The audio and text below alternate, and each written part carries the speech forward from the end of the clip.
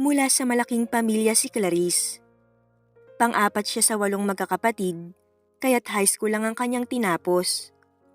Sa dami kasi nila, hindi na sila nagawang pag-aralin ng mga magulang ng sabay. Subalit likas na madiskarte ang dalaga.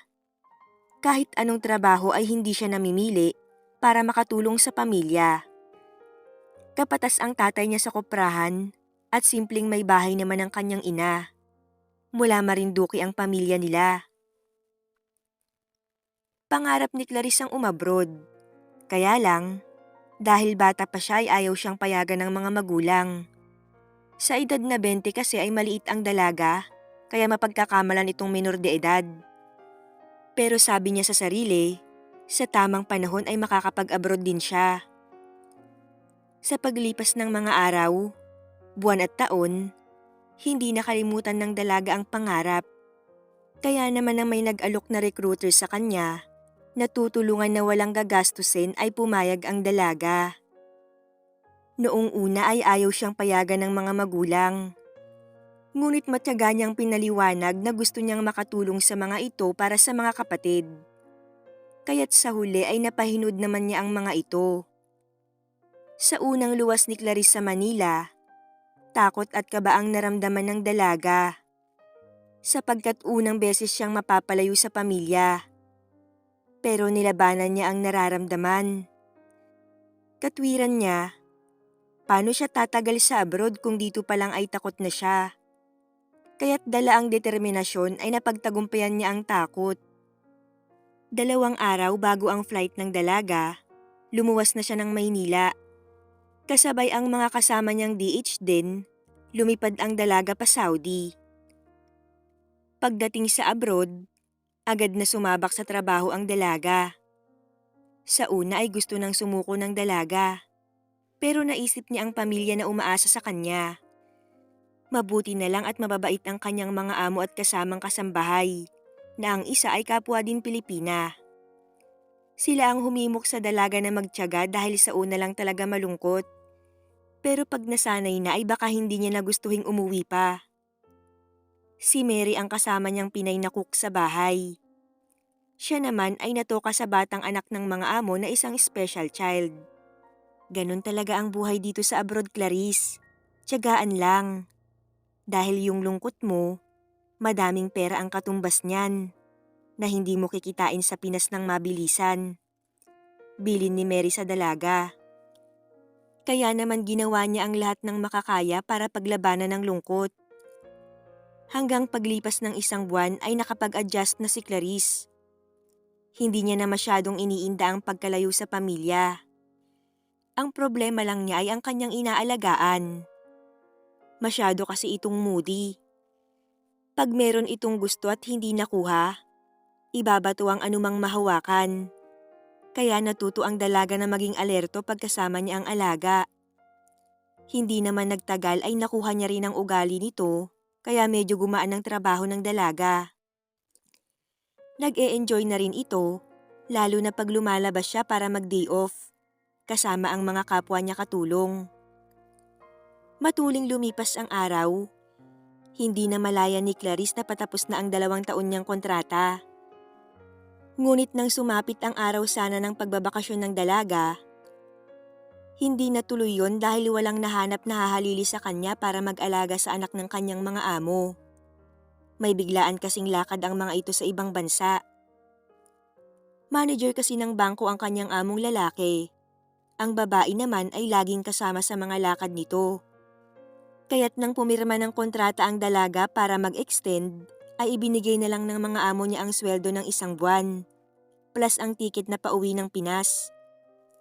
Tinaasan rin ng mga ito ang kanyang sahod, kaya kahit paano ay masaya na rin ang dalaga. Sa patuloy na pakikipagsapalaran ni Clarice sa abroad, ay nakilala niya si Ron. Nang minsang sumama siya kay Mary upang dalawin ang pinsan na galing Pinas, at tuloy, kunin ang mga padala ng pamilya. Driver si Ron sa mga amo ng pinsan ni Mary. Agad na nagkagusto sa kanya ang binata at kinuha ang kanyang Facebook account. Noong una ay hindi niya sineryoso ang binata. Sa isip niya, baka kasi binata lang ito sa abroad, ngunit may asawa pala sa Pilipinas. Pero dahil masigasig ang binata, pinakilala siya sa mga kapatid nito through video call. At nalaman niya na totoong binata naman pala ito. Kaya't ilang buwan lang ay sinagot niya na rin si Ron. Maayos ang naging relasyon ng dalawa. Wala silang naging problema dahil mabait na nobyo ang binata at nirerespeto nito ang dalaga. Hanggang sa ipakilala din niya ito sa mga magulang at kapatid through video call. 1 taon na ang relasyon ng mga ito at patapos na ulit ang kontrata ni Clarice sa mga amo. Kaya naman bago makauwi sa Pinas, sa anibersaryo ng dalawa ay tuluyan ng ipinagkaloob ni Clarice ang sarili sa nobyo. Day off nila nun at sa apartment ng kaibigan ng binata nagtuloy ang dalawa. Sa una ay natatakot ang dalaga dahil baka pagkatapos niyang ibigay ang sarili sa nobyo ay iwan na siya nito. Ngunit dahil mahal niya ito ay sumugal si Clarice. Pikit mata, tumugon siya sa mapaghanap na haplos ng nobyo. Kapwa pigil ang mga daing at galaw sapagkat may mga kasama din sila. Bed space lang kasi at napapalibutan lang ng kumot o kortina ang mga double deck na kama. Kaya't hirap man, lalo na sa parte ng dalaga, ay hindi naging hadlang yon para magawa nila ang nais. Pawisan ang mga ito nang matapos. Masayang masaya si Ron dahil siya ang nakauna sa nobya. Saksi ang kalmot nito sa kanyang likod na tanda ng hirap at sakit. Mahal na mahal kitahan. Masuyong sabi ni Ron nang kapwa sila makaraos. Mahal din kita, Ron. Tugon naman ni Clarice sa nobyo. Mula noon ay mas lalong naging matibay ang relasyon ng dalawa. Naging routine na rin nila yon tuwing nagde-date sila. Kaya lang kailangan nilang mag-ingat dahil bawal mabuntis ang dalaga. Yun kasi ay mahigpit na ipinagbabawal sa bansang yon. Lumipas ang mga araw at bakasyon na ni Clarice. Makalipas ang 4 na taon sa abroad, ay umuwi ito upang makapiling ang mga magulang. Malungkot na nagpaalam siya sa nobyo. Maluha-luha pa ito nang ihatid siya sa airport. Babalik naman ako, Han. 1 buwan lang ako sa Pinas. Tapos babalik din agad ako dahil walang mag-aalaga kay Ali. Tukoy nito sa alagang bata. Mamimiss kita, Han. Malungkot naman na tugon ng binata. Paglula ni Clarice sa eroplano, doon niya pinakawalan ang luha na kanina pa pinipigil. Mahal na mahal niya si Ron at hindi niya maiwasan ang malungkot. Pagdating sa Pilipinas, hindi na nagpasundo ang dalaga sa pamilya. Tanging ang kuya niyang panganay ang sumundo sa kanya. Masayang masaya ang dalaga dahil sa wakas, makalipas ang ilang taon ay nakasama niya na ang pamilya. At nakita niya ang mga naipundar para sa kanila. Mas naging maayos ang bahay nila at ang bunsong kapatid niya ay high school na. Talagang sinulit ni Clarice ang pagbabakasyon. 1 linggo bago siya bumalik sa Saudi, ay sinorpresa siya ng nobyo. Habang nasa ilog noon ang dalaga kasama ang mga kapatid, ay biglang dumating ang nobyo niya. Labis ang pagkabigla niya dahil 3 araw na itong walang paramdam sa kanya. Ang akala niya ay busy lang ito, pero balak na pala nitong sorpresahin siya. Sa tuwa ay niyakap ng mahigpit ni Clarice ang nobyo sa harap ng mga kapatid. Han, bakit nandito ka? Tanong niya dito. Namiss ka ng Junjun ko. Pilyong bulong nito sa kanya. Agad naman niya itong tinampal sa braso. Loko ka talaga, Han. Sagot niya habang namumula ang muka. Sino ang kasama mo? Tanong niya dito. Ako lang. Sino ang nagturo sa'yo papunta dito? Yung bunso niyo. Sabi naman ni Ron. Nagulat siya dahil walang sinasabi ang kapatid niya sa kanya. Hindi kasi napansin ng dalaga ang kapatid na bunso dahil tulog pa ito kanina nang umalis sila papuntang ilog. Masayang masaya si Clarice dahil sa sorpresang hatid ng pagdating ng nobyo. Lingid sa kaalaman niya, bago pala nagtungo sa ilog ang nobyo ay kinausap na nito ang mga magulang niya at hiningi ang permiso na pakasalan ang dalaga. At pumayag naman ang mga ito dahil nakita din nila ang kaseryosohan sa mukha ng binata. Kaya't pag-uwi ay nabigla pa ang dalaga nang malaman na ikakasal na sila ni Ron. Sa kabila nun ay masayang masaya si Clarice. Dahil kailangan na maikasal agad dahil kapos sa oras, sa West kinasal ang dalawa. Kaya naman pagbalik nila ng abroad ay mag-asawa na sila. Doon nagpatuloy ang masayang pagsasama nila. At bago matapos ang kontrata ni Clarice ay nabuntis na ito. Natuwa ng husto si Ron dahil yun talaga ang plano niya. Legal naman daw silang mag-asawa at kung sakaling mabuntis siya ay pwede na siyang umuwi na lang ng Pilipinas. At sakto nga, nang matapos na ang kontrata niya ay umuwi na ng Pilipinas ang mag-asawa. Hinatid ni Ron ang asawa upang hindi ito mahirapan. At nagstay pa si Ron ng 1 buwan upang maalagaan ng husto ang mahal na asawa. Pagkalipas ng 1 buwan, bumalik na ang lalaki ng abroad upang muling maghanap buhay at makapagpadala ng pangpagawa ng bahay. Yun na kasi ang usapan nilang mag-asawa. May konti namang ipon si Clarice at ganun din naman si Ron. Kaya't bago manganak si Clarice ay may sarili ng bahay ang mag-asawa. Nakatabi lang ng bahay ng mga magulang ni Clarice. Bagamat hindi pa fully furnished, ang mahalaga ay sarili nila ito. Halos araw-araw pag may libreng oras ang asawa ay nagvi-video call sila. Tuwang-tuwa si Ron dahil konting panahon na lang ay manganganak na ang asawa. Responsable at mapagmahal ito. Lagi siya nitong tinatanong kung okay lang siya at ang kanyang pagbubuntis. Hanggang sa maisilang na ni Clarice ang panganay nila ni Ron. Babae ito at kamukhang-kamukha ng lalaki. Kaya't ang lokong asawa, sabik nang umuwi ng Pinas upang makita ang anak. Makalipas ang 3 buwan, umuwi nga ng Pinas si Ron upang makapiling ang pamilya. Sa wakas ay nabuo silang 3 at kitang-kita ni Clarice ang pagkasabik ni Ron sa anak nila. Ngunit hindi lang sa anak sabik ang asawa. Mas lalo na sa kanya dahil hindi pa man siya nireregla ay ilang beses nang may nangyari sa kanila. Miss na rin kasi niya si Ron kaya nagpadala siya sa mainit na haplos ng asawa. Hindi alintana ang posibilidad na muli siyang mabuntis. Sinulit ni Ron ang araw at gabing hindi kapiling ang asawa. Hindi ito tumigil sa pagpapaligaya sa kanya. Dala na din ng matagal na pagkakawalay sa taong mahal, ay hindi rin nagpatalo si Clarice sa pagkasabik dito. Kaya't matapos lang ang 2 bakasyon ng asawa sa Pilipinas, ay buntis na naman siya sa pangalawa nilang anak. Laking tuwa din naman ng lalaki at madadagdagan ng kanilang pamilya. Naging mas determinado pang mag-ipon si Ron dahil sa paglaki ng kanilang pamilya. Nagpatuloy siya sa pagiging responsable at mapagmahal na asawa. Taon-taon ay nagbabakasyon ito upang makapiling ang pamilya. At dahil masyadong nahirapan si Clarice sa pag-aalaga sa mga anak, naging maingat na ito pag umuwi ang asawa. Ayaw na rin kasi niyang dagdagan ang 2 niyang anak. Matuling lumipas ang araw, nag-aaral na ang kanilang mga anak. At doon na rin nagsimulang magkaroon ng problema ang mag-asawa. Yun ay nang mahuli ni Clarice si Ron na meron itong ibang babae.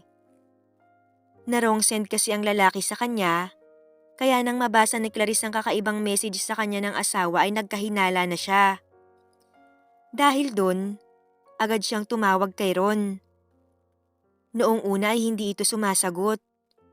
Ngunit dahil makulit si Clarice, napilitan itong sagutin ang tawag.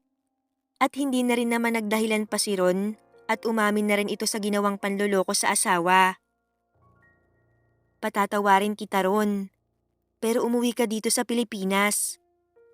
Nangihinang babala niya sa lalaki.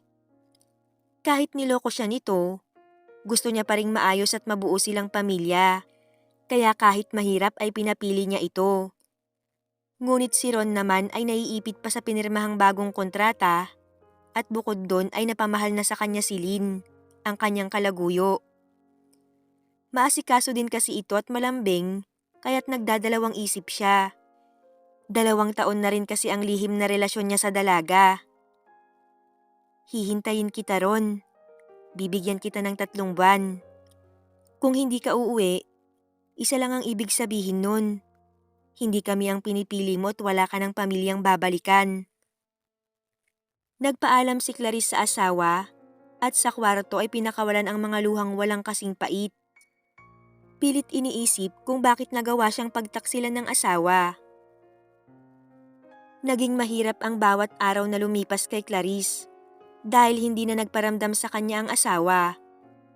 Ni hindi nito nagawang kumustahin ang mga anak.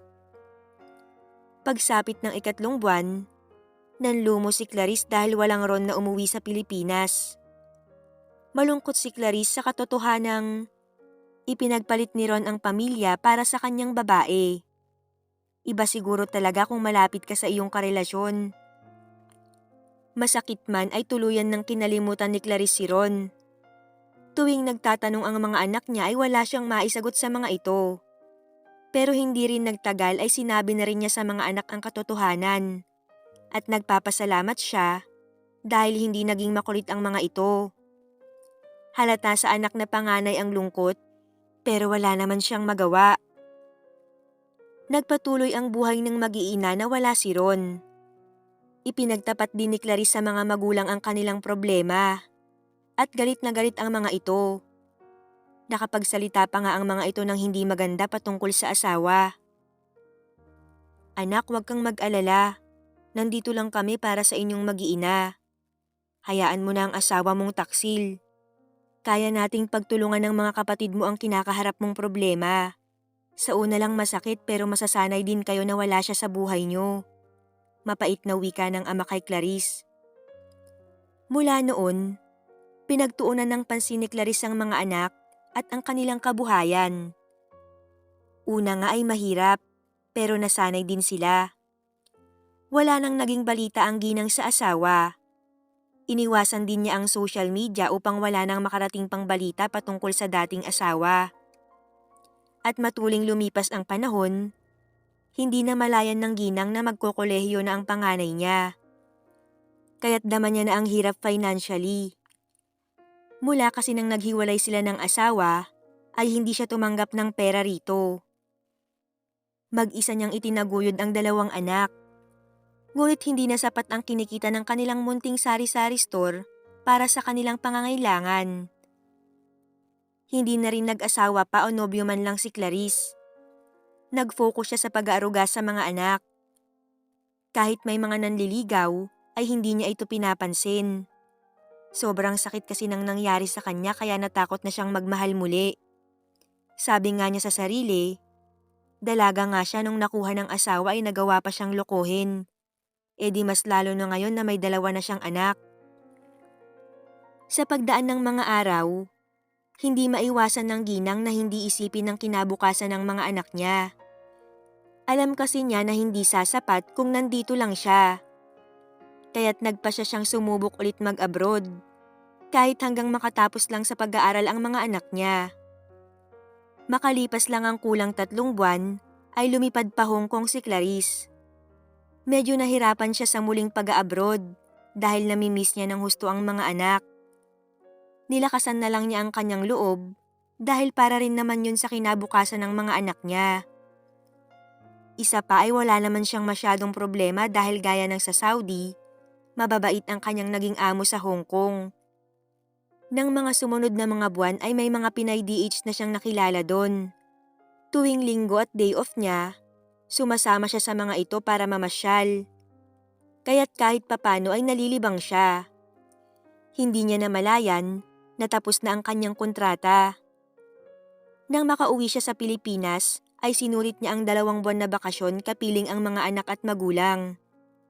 Labis ang tuwa niya dahil consistent din lister ang mga anak niya sa kolehiyo. Teacher at engineer ang kinuha ng mga ito, kaya't madibdiban din ang gasto sa pag-aaral ng mga ito. Kaya naman makalipas lang ang 2 buwan, ay bumalik na sa Hong Kong si Clarice. Matuling lumipas ang araw, patapos na ulit ang kontrata ni Clarice, nang inatake sa puso ang matandang kasama at ina ng kanyang among lalaki. Kaya't pagkatapos na mailibing nito ay nagpasya na ang pamilya na lumipat na sa China at doon na manirahan. Ang problema, hindi na nila kailangan ng katulong doon. Kaya't ilang linggo na lang ay wala ng employer si Clarice. Kailangan niya ulit humanap ng iba. Nakakahanap naman siya, pero puro selosa ang natagpuan niyang mga amo. Kaya pabalik-balik siya sa agency o kaya sa mga kaibigan niya doon. Ayaw naman niyang umuwi ng Pilipinas dahil graduating na ang kanyang panganay. Mas kailangan nila ng gagastusin para sa pagtatapos nito. 1 buwan nang papalit-palit ng amo si Clarice nang may mag-message sa kanya, si Mary. Ang naging katrabaho niya sa Saudi at doon pa rin ito nagtatrabaho sa dati nilang amo. Naikwento niya kasi dito ang problema niya. At dahil nga naikwento nito sa mga amo ang nangyari sa kanya, nag-offer daw ang mga ito kung gusto niyang bumalik siya sa kanila at aalagaan ulit niya ang dating alaga. Bagamat binata na ito, ay alagain pa rin dahil sa pagiging espesyal. Wala kasing nagtagal sa ugali nitong bugnutin, kaya't papalit-palit din ito ng yaya. Kaya't kung gusto daw niya, siya na lang ulit ang mag-aalaga dito. Ayaw man ni Clarice dahil may posibilidad na magkita sila ng dating asawa, ay napilitan ito kaysa umuwi ng Pinas at hindi makatapos ang mga anak. Madalian niyang inayos ang kanyang mga papel upang mag-cross country. Pagdating sa Saudi, naging maingat si Clarice na wag mag-cruise ang landas nila ni Ron. Hindi siya mahilig lumabas at iniiwasan ang mga lugar na maaari niya itong makita. Ano ka ba, Clarice? Huwag mong itago ang sarili mo sa kanya. Wala kang kasalanan kaya't wala kang dapat ikatakot kung sakaling magkita man kayo ng taksil mong asawa. Ate Mary, ayaw ko na lang ng gulo. Okay na kami ng mga anak ko. Sagot naman niya dito. Ikaw ang bahala. O siya, lalabas na ako. Sagot nito kaya tumangulang siya. Patuloy sa pagtatrabaho sa abroad si Clarice. Excited na nga siya dahil malapit nang makatapos ang kanyang panganay na si Rona. Sobrang saya niya dahil sulit ang sakripisyo niya. 2 taon na lang siya sa abroad at pagkatapos nun ay pwede na siyang umuwi. Kailangan na lang niyang patapusin ang kanyang bunso na si Aaron. Ngunit sadyang mapagbiro ang tadhana.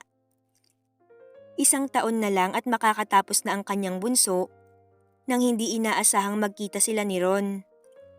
Minsang sumama siya kay Mary upang ipadala ang kanyang mga bagahe sa Pilipinas. Pilit itinatago ni Clarice ang sarili sa dating asawa, ngunit paglabas ay nakasalubong niya ito. Muntik pa nga niya itong mabangga dahil sa pagmamadali. Parang walang nakita ang ginang na mabilis na umalis. Samantala, hahabulin sana ni Ron ang asawa nang may humablot sa kanyang braso. Sino yun, babe? Tanong ni Lynn sa kanya. Wala, babe. Pagsisinungaling naman ni Ron. Naging selosa kasi ito sa pagdaan ng mga taon. Hindi kasi sila nagkaanak dahil may diferensya ang babae. Pero para kay Ron, siguro ay karma niya yun. Dahil ipinagpalit niya ang pamilya para sa sandaling kaligayahan. Nitong mga nakaraan, ang hirap pakisamahan ni Lynn kaya naman medyo bad trip siya sa babae. Mula nang makita ni Ron ang asawa, ay hindi na ito mapakali. Madalas pa ay nahuhuli siya ni Lynn na nakatulala at madalas nila itong pag-awayan. Ron, ano ba ang nangyayari sa'yo? Lagi ka na lang tulala at wala sa sarili. May problema ka ba? O may ibang babae ka? Tanong nito sa kanya. Ano ba, Lynn? Pag-aawayan na naman ba natin yung pagiging selosa mo? Iniwan ko na nga ang pamilya ko para sa'yo. Hindi pa ba sapat sa'yo yun? Hindi. Kasi hanggang ngayon, kasal ka pa sa dati mong asawa. May pera naman tayo, bakit hindi mo pa ipaanal ang kasal nyo? Para naman makapagpakasal na tayo, sabi ng babae. Matagal mo nang alam ang sagot ko dyan, di ba? Iritabling sagot ni Ron. Doon ay nawalan ng kibo ang kinakasama. Batid kasi nito na ayaw ni Ron na magpaanal sila ng asawa dahil sa mga anak. Makailang beses pang nag-cruise ang landas ni Ron at Clarice. Gustuhin man niyang kausapin ng asawa ay hindi magawa ni Ron dahil alam niyang galit ito sa kanya. Ngunit sa pangatlong pagkakataon na nagkita ang dalawa, hindi na nakatiis pa si Ron at nagpakita na ito sa asawa. Halata ang galit ni Clarice kay Ron. Noong una pa nga ay ayaw makipag-usap ni Clarice kay Ron pero dahil sa kakulitan ng lalaki, bumigay din si Clarice. Patawarin mo ko sa nagawa ko sa inyo ng mga bata, Clarice. Alam kong nagkasala ako at naging marupok. Nais ko sana na kahit huli na, sana mapatawad mo pa rin ako. Wika ni Ron sa babae. Mahirap Ron dahil sobrang sakit ng ginawa mo. Di ba sabi ko naman sa'yo umuwi ka at magsasama pa rin tayo?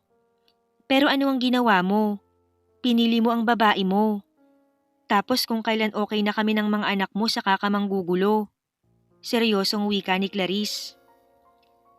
Kahit yung mga bata na lang sana, Clarice, kung talagang hindi mo na ako mapapatawad. Gusto ko silang makita at mayakap. Huli ka na yata, Ron. May mga isip na ang mga anak mo. Graduate na si Ron at third year na si Aaron. Di ba sabi ko naman sa'yo nun, wala ka ng pamilyang babalikan kung siya ang pipiliin mo. Pero Clarice, hindi ba pwedeng kahit para lang sa kanila? Pagmamakaawa ni Ron. Wala ka nang aasahan sa akin, Ron. At hindi ko rin alam kung mapapatawad ka ng mga anak mo. Malungkot na tumingin si Ron sa kanya. Sa paglipas ng mga taon, taglay pa rin ito ang kagwapuhang nagpaakit sa kanya. Bagamat nagkaedad na, na-realize niya na nandun pa rin yung pagmamahal, ngunit hindi na lang nagpahalata si Clarice. Clarice, talaga bang wala na? Kahit para sa mga bata na lang, sabi nito sa kanya. Paano ang babae mo? Sa halip ay sagot ni Clarice sa kanya. Doon ay nabuhayan naman si Ron. Kahit paano ay may natatanaw siyang pag-asa. Kung sakali, ako na ang bahala doon. Wika naman agad ni Ron sa asawa. Matapos nilang mag-usap, ay pareho nang umalis ang dalawa sa park kung saan sila nag-usap. Mula nang nakausap ni Ron ang asawa, ay lalong naging malabo ang relasyon nila ni Lynn. Hanggang sa tuluyan nang nagsawa si Ron sa ugali nito. Sumusobra ka na. Sawang-sawa na ako sa pagiging selosa mo. Kahit kailan hindi kita niloko. Pero kahit anong gawin ko hindi ka naniniwala. Kaya mas mabuti pang maghiwalay na lang tayo. Natahimik si Lynn sa sinabi ni Ron. At nang ma-realize nito na seryoso ang lalaki ay saka ito nag-react. Hindi pwede, Ron. Unfair naman yun. Porke ba hindi tayo nagkakaanak ay madali lang sa'yo na iwan ako? Malakas na sabi nito. Kung ang dahilan ko ay dahil wala tayong anak kaya kita iiwan, sana matagal na kitang iniwan. Pero hindi ko ginawa kasi minahal din kita. Pero ngayon, respetuhin mo na lang sana ang desisyon ko. Hindi mo magagawa sa akin, Turon. Para na itong baliw sa pagsigaw. Nagwala na ito at hinagis ang mga nahahawakan. Gagawin ko at hindi mo ko mapipigilan. Pinal na wika ni Ron, saka tinalikuran niya ang babae pagkatapos ay kinuha ang mga gamit at nilisan ng apartment. Doon nakahinga ng maluwag si Ron. Dumiretso si Ron sa isang bed space sa dating inuupahan nila ni Clarice. Doon muna siya titira pansamantala habang inaayos ang dapat ayusin. Desidido kasi siya na suyuin ang asawa. Panahon na siguro para iwan nila ang abroad. At kung papala rin, sana makapiling ang kanyang pamilya.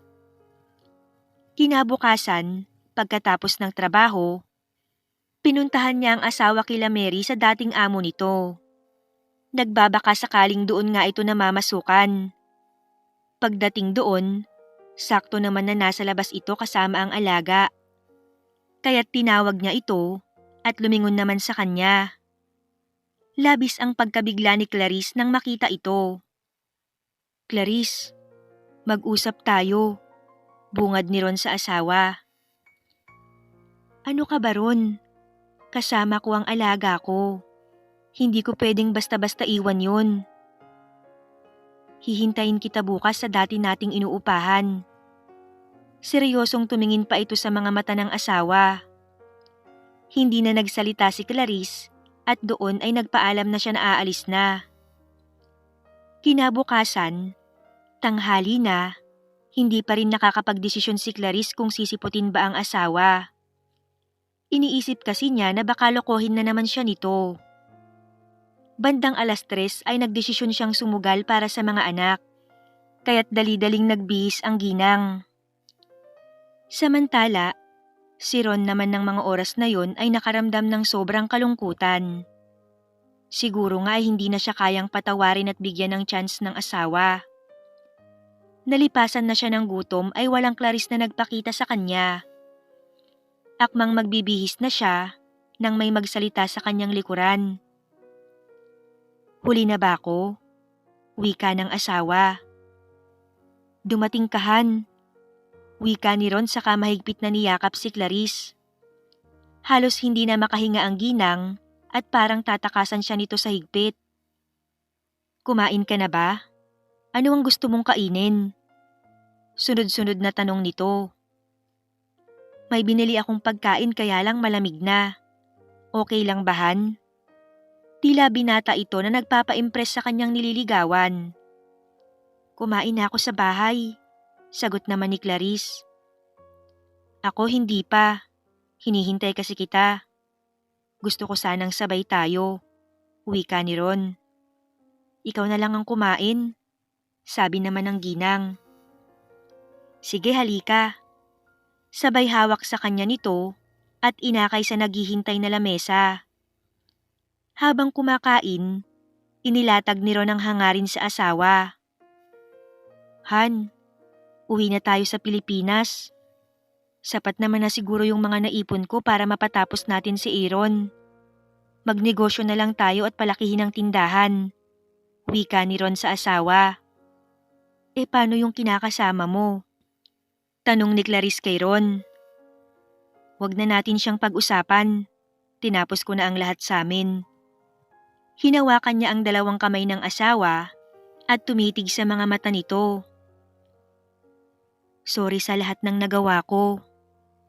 Sorry kung nagpatukso man ako. Aaminin ko na naging marupok ako. Pero promise, babawi ako, Han. Alam kong marahil ay huli na. Pero pwede pa naman sigurong humabol." Seryosong sabi nito sa asawa. Tumingin lang si Clarice sa kanyang mga mata, pero batid niya na umaasa ito na this time, babawi nga talaga siya. Kinabukasan, nagpaalam sa trabaho si Ron. Si Clarice naman, dahil patapos na rin ang natitirang buwan ng kontrata, hindi na nag-renew pa ang ginang. Maayos na nagpaalam ito sa mga amo at pinayagan naman siya ng mga ito. 1 linggo bago ang takdang araw ng pagbabalik ni Clarice sa bansa, magkasama silang namili ni Ron ng mga pasalubong sa pamilya niya. Mauuna kasi ng 1 linggo si Clarice kesa sa asawa dahil nagkaroon ng pagkakamali ang date ng tiket na naipabook nito. Nag-aalala man ay walang magawa pa si Clarice. Paalis na siya para mag-boarding nang hawakan siya ng asawa at kabigin. "Hintayin mo ko, Han. Dadating ako sa 1 linggo, pangako." Sambit nito sabay kuha ng passbook nito sa bulsa ng jacket at inabot dito. "Ano to, Ron?" "Ipon ko yan, para sa inyo ng mga bata. Yan ang gagamitin natin para hindi tayo magkahiwalay pa pagdating ko doon. Maluha-luha namang tumangulang si Clarice. Naging kainip-inip ang mga araw kay Ron at gusto niya nang umuwi at makapiling ang asawa at mga anak. Samantala si Clarice naman ay kinausap ang mga anak. Rona, Aaron, alam kong hindi niyo magugustuhan, pero nagdesisyon ako bilang ina ninyo. 5 araw mula ngayon, dadating ang papa niyo. Nagkita kami sa abroad at nag-usap. Nakiusap siya at humingi ng tawad at nangakong babawi sa atin, lalong-lalo na sa inyo. Pero ma, bakit naman po ang dali para sa inyo na patawarin si Papa sa nagawa niya? Sagot naman ni Rona. Alam niyang hindi pabor ang panganay, lalo't alam niya ang lahat ng hirap at luha niya ng mga panahong hindi nila kasama ang ama. Kaya nga ako nagdesisyon, kasi gusto ko na maranasan niyo ang naranasan ko na magkaroon ng buong pamilya. Naging mabuting ama naman si Ron. Sadyang marami lang tukso sa abroad, lalo na at wala ako sa tabi niya. Mga anak, alam ko ang pakiramdam ng nag-iisa sa abroad kasi naranasan ko. Kaya't naiintindihan ko ang papa niyo. Ang mahalaga, nagsisi siya at babawi sa inyo. Kung ako lang, okay na ako na kayo lang yung kasama ko. Pero gusto kong maranasan niyo na may tatay kayo at buo ang pamilya natin. Mahabang sagot ni Clarice kay Rona. Rona, Aaron, mga anak, matuto kayong magpatawad. Ama niyo pa rin siya sa kabila ng lahat. Huwag ka lang niya ulit sasaktan, ma. Dahil kahit tatay ko siya, patawarin mo po ako dahil baka kung ano na ang magawa ko sa kanya. Wika naman ng bunso ni Clarice. Hindi anak, seryoso ang ama niyo. Alam kong babawi siya. Sige ma, para po sa inyo. Sagot na rin ni Rona sa kanya. Doon ay niyakap niya ang mga anak sa malawak na pangunawa ng mga ito. Bagamat may pag-aalinlangan pa rin. Dumating ang araw ng flight ni Ron. Kabado ito dahil sa reaksyon ng mga anak at pamilya ni Clarice. Alam naman niya na hindi basta-basta magtitiwala ang mga ito sa kanya. Kaya't sa abot ng kanyang makakaya, ay patutunayan niya sa mga ito na nagbago na siya. Paglapag ng eroplano sa NAIA, huminga ng malalim si Ron at lumabas sa eroplanong sinasakyan. Bit-bit ang hand carry bag, dumaan siya sa mga dapat daanan upang makuha ang ibang mga bagahe. Sa labas naman, naghihintay si Clarice para salubungin ang asawa.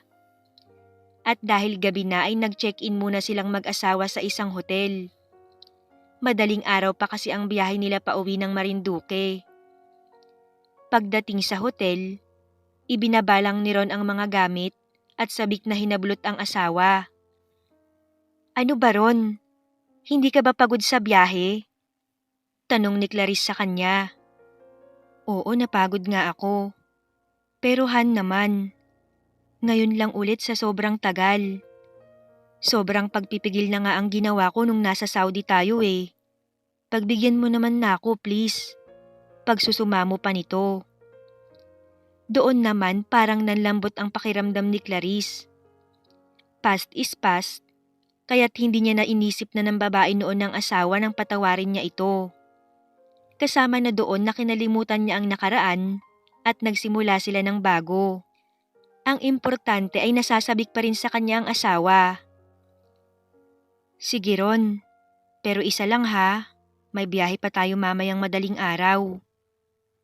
Yes, sabi naman nito na tila nanalo sa loto.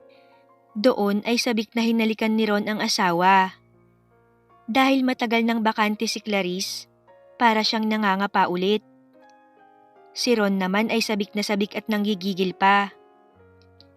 Nang matapos, pagal ang katawan na nakatulog ang dalawa.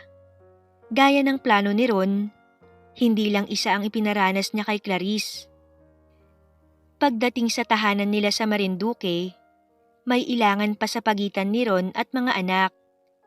Pero si Clarice ang unang nagsalita.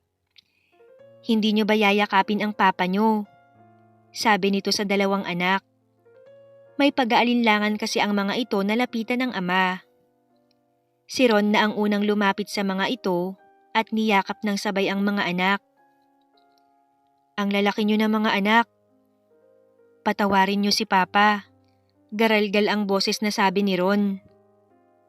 Pangako mula ngayon, hindi na tayo magkakahiwalay. Babawi ako sa inyo. Pagbigyan niyo lang ako mga anak. Hindi ko naman kayo minamadali. Basta ang mahalaga ipapakita ko sa inyo. Tuluyan nang umiyak si Ron sa harap ng mga anak. Batid kasi niya ang kamalian niya at mabuti na lang ay binigyan pa siya ng isang pagkakataon ng Panginoon na bawiin ang pamilya at ayusin ang buhay kasama ang mga ito. Unti-unti ay gumanti naman ng yakap ang mga anak niya. Nang sumunod na araw, bumawi talaga si Ron. Hindi lang sa mga anak nito, kundi maging sa pamilya ni Clarice. Humingi siya ng tawad at nagpasalamat sa hindi pagpapabaya ng mga ito sa pamilya niya. Alam naman niya na hindi siya lubusang napatawad ng mga ito, pero hihintayin niya ang araw na yon. Isang gabi habang nasa higaan ng asawa, Han, ipagawa na nating mini grocery ang tindahan, sabi ni Ron kay Clarice. Ron, malaking puhunan ang kailangan sa sinasabi mo, sagot naman ito sa asawa. Doon nagtaka si Ron. Siguro ay hindi binuklat ng asawa ang passbook na binigay niya dito. Han, nasan yung passbook? Tanong niya kay Clarice. Nasa bag ko, sagot naman ito. Kunin mo Han, utos ni Ron, kaya agad namang sumunod si Clarice. Inabot niya ang passbook sa asawa. Hindi Han, buklatin mo. Wika ni Ron na hindi inabot ang passbook mula sa asawa. Doon ay binuklat ng ginang ang passbook at nanlaki ang mga mata nito nang makita kung magkano ang laman nun. Sobra-sobra yon sa mini grocery na ipapatayo nila kung sakali. Ang laki nito Ron. Paano? Bakit may ganito ka? Namamanghang tanong ni Clarice. Inipon ko yan para sa inyo ng mga bata. Lahat ng perang dapat ay ipapadala ko buwan-buwan ay dyan ko hinuhulog. Sabi ko dadating din ang araw na maibibigay ko yan sa inyong mag-iina.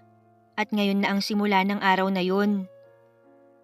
Kaya malakas ang loob ko na umuwi na tayo. Gusto ko talaga kasing bumawi. Kaya bukas, umpisahan na nating itayo ang negosyong papalaguin natin. Kasama ang mga anak natin, Han. Salamat, Ron. Mag-umpisa tayo. Hindi pa naman huli ang lahat. At siya na ang kusang humalik sa asawa dahil alam naman niya na hindi ito titigil hanggat hindi nakakaisa o dalawa mula sa kanya. Mula kasi nang dumating ito sa Pilipinas, hindi ito pumapayag na matulog sila na walang nangyayari. Para silang bagong kasal na magsisimula ulit sa buhay mag-asawa.